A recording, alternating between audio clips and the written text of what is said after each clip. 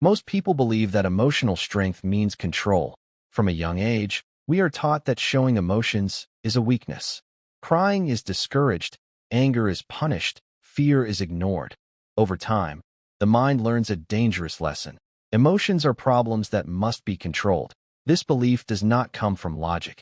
It comes from conditioning. Psychology explains that children who grow up without emotional safety learn to suppress feelings to survive. When emotions are not welcomed, the brain develops control as a defense mechanism.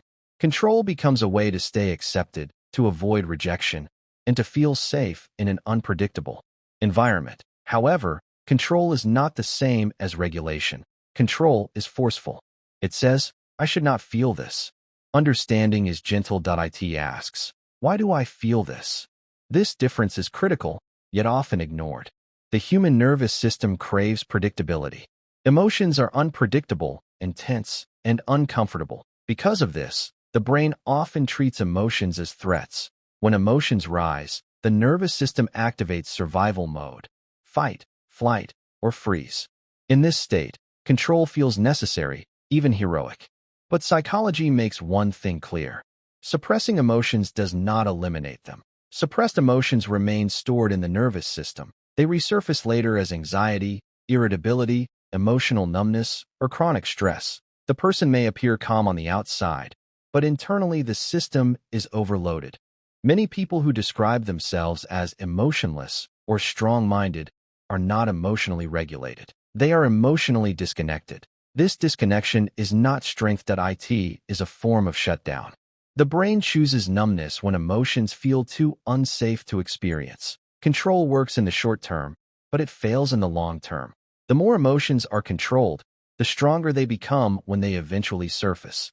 This is why people who suppress feelings often experience emotional breakdowns, sudden anger, or unexplained sadness. Psychology emphasizes that emotions are not enemies. They are information. Each emotion carries a message about needs, boundaries, safety, or loss. When emotions are treated as problems to control, the message is lost. The first step toward emotional intelligence is understanding this truth. Emotions do not make a person weak. Avoiding emotions does. Controlling emotions and understanding emotions may look similar on the surface, but psychologically they are opposites. Control relies on resistance. Understanding relies on awareness. Control creates tension. Understanding creates regulation. When a person tries to control an emotion, they often judge it as wrong or unacceptable. Thoughts like, I shouldn't feel this way, or I need to stop feeling this, immediately activate stress in the nervous system. The emotion becomes stronger because it is being resisted. Understanding an emotion works differently. It begins with observation. Instead of fighting the feeling, the person acknowledges it.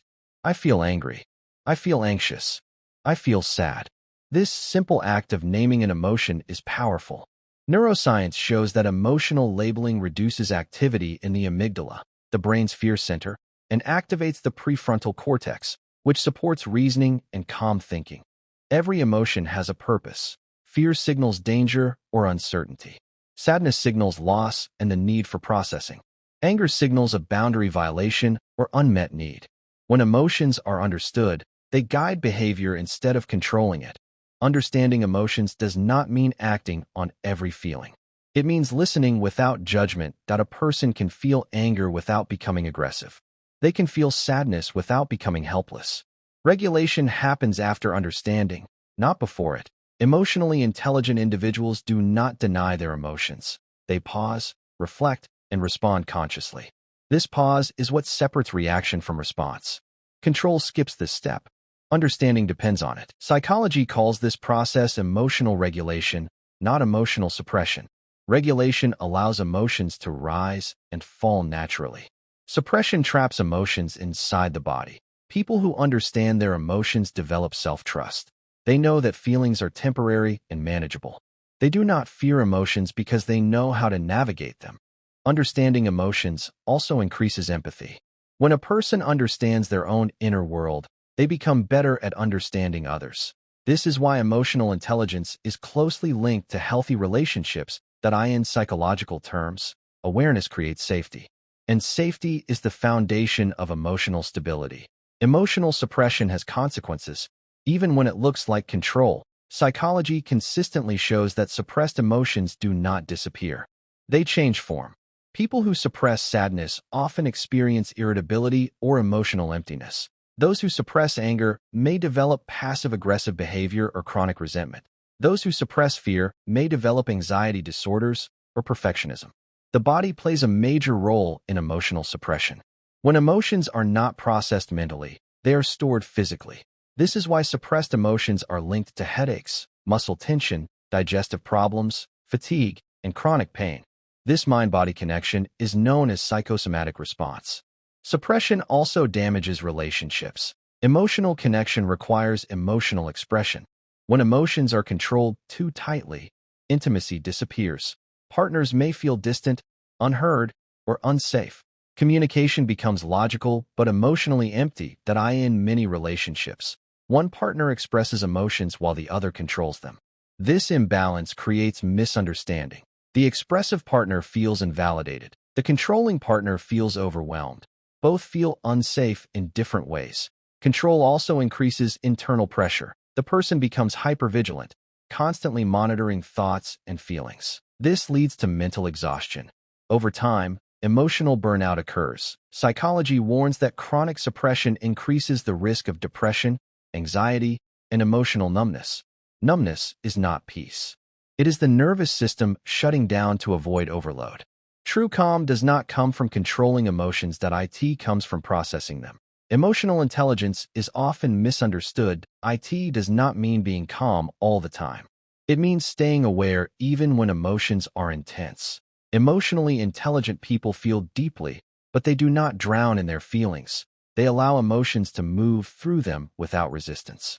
They understand that emotions are temporary states, not permanent identities. Psychology shows that emotional validation is essential for regulation. When a person accepts their emotions without judgment, the nervous system relaxes. This internal safety allows rational thinking to return. Emotionally intelligent individuals replace self-criticism with curiosity. Instead of asking, "What is wrong with me?" they ask, "What is happening inside me?" They also understand boundaries. Anger becomes a signal to set limits, not to attack. Sadness becomes a signal to rest and reflect, not to withdraw completely. Fear becomes a signal to prepare, not to panic. This balance is what creates emotional stability. Control alone cannot achieve this. Understanding must come first. Psychology delivers a clear message. Controlling emotions is a survival strategy, not a healing one. Understanding emotions is what leads to long-term emotional health. When people stop fighting their feelings, they stop fighting themselves. Emotional understanding builds self-respect, resilience, and inner calm. It allows emotions to exist without fear. True strength is not emotional silence. True strength is emotional honesty with awareness. You do not need to eliminate emotions to live well. You need to understand them well enough to live with them. That is the heart of emotional intelligence.